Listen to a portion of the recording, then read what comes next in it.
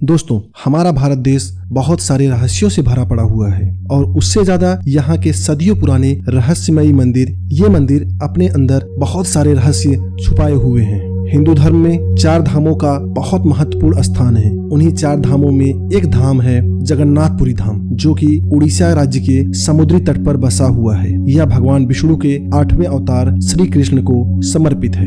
दोस्तों, क्या आप जानते हैं कि जगन्नाथपुरी धाम को धरती का बैकुंठ भी कहा जाता है। पुरी के इस मंदिर में भगवान जगन्नाथ के साथ उनके भाई बलराम और बहन सुभद्रा की लकड़ी से बनी मूर्तियों की पूजा की जाती है। लकड़ी की मूर्तियों वाला ये देश का सबसे अनोखा मंदिर है। यह मंदिर अपने रहस्यों के कारण विश्व भर में प्रसिद्ध है। लेकिन दोस्तों, क्या आप इस मंदिर के पौराणिक इतिहास के बारे में जानते हैं? आज के इस वीडियो के माध्यम से हम आपको सुनाएंगे भगवान जगन्नाथ की अलौकिक कथा के बारे में।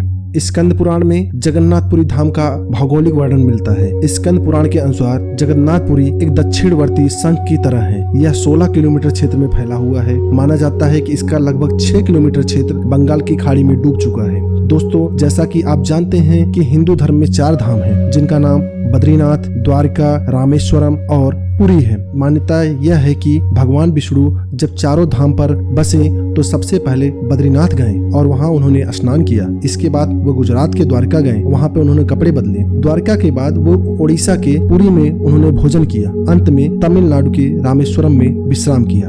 हेलो दोस्तों, स्वागत है आपका हमारे चैनल योगी एक कहानी पर। क्या आप जानते हैं कि भगवान जगन्नाथ के मंदिर की रक्षा पवन पुत्र हनुमान करते हैं? माना जाता है कि समुद्र ने जगन्नाथ मंदिर को 3 बार तोड़ दिया था, इसलिए भगवान जगन्नाथ ने हनुमान जी को यहाँ समुद्र को नियंत्रित करने हेतु नियुक्त किया था। माना जाता है कि पांडव भी अज्ञातवास के दौरान भगवान जगन्नाथ के दर्शन करने आए थे। श्री जगन्नाथपुरी मंदिर के अंदर पांडवों का स्थान अब भी मौजूद है। भगवान जगन्नाथ जब चंदन यात्रा करते हैं तो 5 पांडव के साथ नरेंद्र सरोवर जाते हैं। भगवान जगन्नाथ से जुड़ी कई ऐसी रहस्यमयी और चमत्कारी बातें हैं जो इंसान को हैरान कर देती है, जिनका जवाब विज्ञान के पास भी नहीं है और जो सदियों से रहस्य बनी हुई हैं। क्या है जगन्नाथपुरी की अधूरी मूर्तियों का रहस्य? कहा जाता है भगवान जगन्नाथ श्री विष्णु की नीलमणि से बनी मूर्ति एक अगरू वृक्ष के नीचे मिली थी। मूर्ति की भव्यता देखकर धर्म ने इसे पृथ्वी के नीचे छुपा दिया। मान्यता यह है कि मालवा के राजा इंद्रद्युम्न, जो भगवान विष्णु के बहुत बड़े भक्त थे, जिनको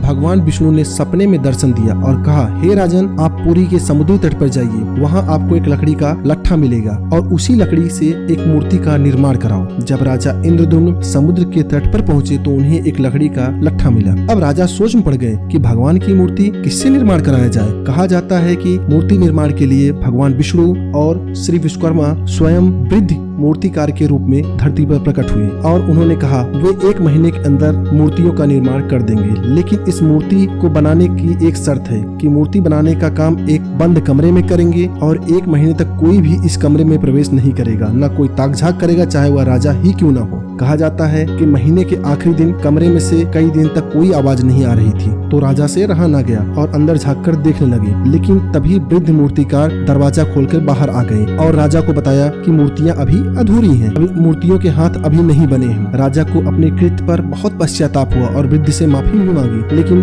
वृद्ध ने कहा शायद यही भगवान की मर्जी है। तब भगवान की मूर्ति स्थापना उसी अवस्था में किया गया। आज भी भगवान जगन्नाथ, बलराम और सुभद्रा की मूर्तियां उसी अवस्था में है।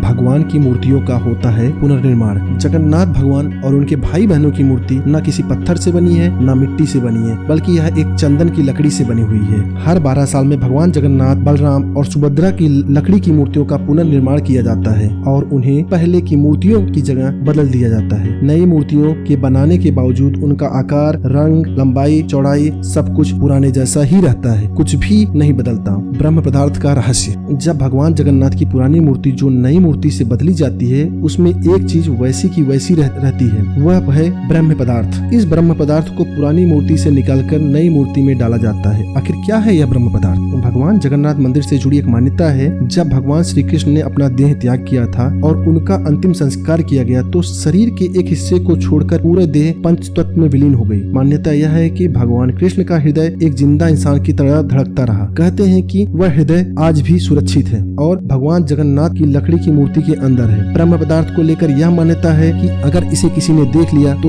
उसकी तुरंत मौत हो जाएगी। मंदिर के पुजारियों का कहना है जब वह मूर्तियां बदलते समय ब्रह्म पदार्थ को पुरानी मूर्ति से नई मूर्ति में डालते हैं, उनकी आंखों पर काली पट्टी बांधी जाती है जिससे उन्हें कुछ नहीं दिखाई देता। उन्हें कुछ उछलता सा महसूस होता है। उन्होंने कभी भी नहीं देखा, लेकिन उसे छूने पर वह इंसान के दिल जैसा लगता है जो उछल रहा है। क्यों निकाली जाती है भगवान जगन्नाथ की रथ यात्रा? इस मंदिर के गर्भगृह में भगवान कृष्ण, सुभद्रा और बलराम की मूर्ति विराजमान। कहा जाता है कि माता सुभद्रा को अपने मायके द्वारका से बहुत प्रेम था, इसलिए उनकी इस इच्छा को पूर्ण करने के लिए भगवान श्री कृष्ण, बलराम और सुभद्रा जी ने अलग अलग रथों में बैठकर द्वारका का भ्रमण किया था। तब से आज तक पुरी में हर वर्ष रथ यात्रा निकाली जाती है। मान्यता यह है कि इस रथ यात्रा को जो भक्त एक बार खींच लेता है उसके सारे पाप धुल जाते हैं। पौराणिक मान्यताओं के अनुसार स्नान पूर्णिमा के दिन भगवान जगन्नाथ का जन्मदिन होता है। इस दिन भगवान जगन्नाथ और उनके बड़े भाई बलराम और बहन सुभद्रा को सिंहासन से उतारकर मंदिर के समीप बने एक मंडप में ले जाया जाता है। यहाँ इन्हें स्नान कराया जाता है। यह स्नान 108 कलशों के माध्यम से कराया जाता है। पौराणिक कथाओं के अनुसार जब भगवान बीमार हो जाते हैं और उनका शरीर तपने लगता है, इसके बाद उन्हें एक खास कक्षा में रखा जाता है। यहाँ भगवान 15 दिन तक रहते हैं। इस दौरान प्रभु की कक्षा में जाने की अनुमति सिर्फ मंदिर के सेवकों और वैद्यों की होती है। इसके अलावा विशेष कक्षा में जाने की अनुमति किसी को नहीं दी जाती है। इस बीच भगवान जगन्नाथ के प्रतिनिधि अलारनाथ की प्रतिमा को स्थापित करके पूजा पाठ शुरू कर दिया जाता है। 15 दिन विशेष कक्ष में भगवान समय बिताकर जब भगवान कक्ष से बाहर निकलते हैं तो वो लोगों को दर्शन देते हैं। इसे नव यौवन नेत्र उत्सव कहा जाता है। इसके बाद भगवान जगन्नाथ बहन सुभद्रा और बड़े भाई बलराम के साथ बाहर आते हैं और अपने रथ पर विराजमान होकर भ्रमण करने निकलते हैं। भगवान का सुदर्शन चक्र जगन्नाथ मंदिर के शिखर पर ही अष्टधातु निर्मित सुदर्शन चक्र है। इस चक्र को नील चक्र भी कहा जाता है और मान्यता के अनुसार इसका दर्शन करना बहुत ही शुभ माना जाता है। इस चक्र की खासियत यह है, यदि आप किसी भी कोने से खड़े होकर किसी भी दिशा से इस चक्र को देखेंगे तो वह हमेशा आपके सामने बिल्कुल सीधा ही नजर आएगा। भगवान जगन्नाथ के मंदिर के झंडे का रहस्य। भगवान जगन्नाथ के मंदिर के ऊपर झंडे के बारे में कहा जाता है, यह झंडा हमेशा हवा के विपरीत लहराता है। हवा का रुख चाहे जिस तरफ हो उसके विपरीत ही यह झंडा लहराता है। आमतौर पर दिन के समय में समुद्र की हवा धरती की तरफ चलती है और शाम को धरती से समुद्र की ओर। लेकिन यह आश्चर्यचकित कर देने वाली बात है कि इस प्रक्रिया में इस मंदिर पर लगा झंडा हमेशा उल्टा ही फहराता है। ऊपर शिखर पर स्थित ध्वज के बारे में यह भी रहस्य है कि मंदिर के पुजारी इस ध्वज को हर रोज उल्टा चढ़कर बदलते हैं। ऐसी मान्यता है कि अगर किसी दिन भूलवश ध्वज नहीं बदला गया तो मंदिर अगले 18 वर्षों तक बंद कर दिया जाएगा।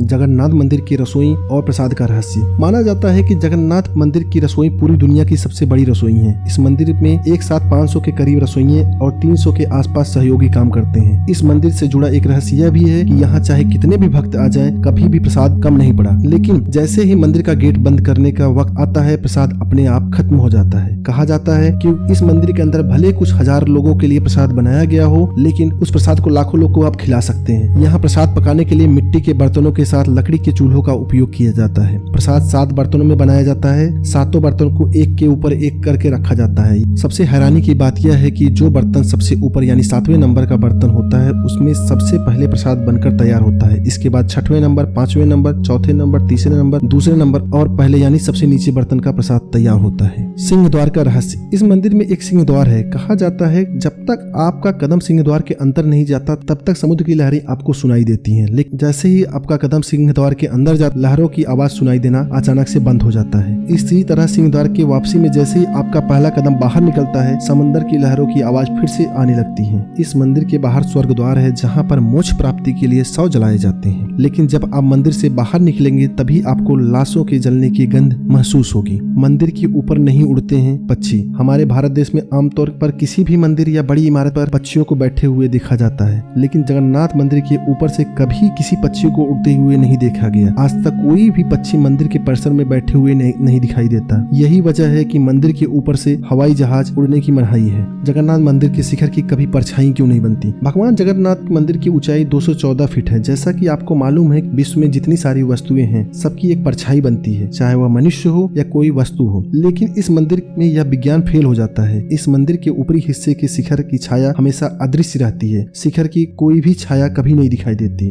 दोस्तों, हमारा आपसे एक अनुरोध है कि एक बार भगवान जगन्नाथ का दर्शन करने जरूर जाएं और भगवान के इन रहस्यों को जरूर देखें, जिनका जवाब आज के समय में साइंस के पास भी नहीं है।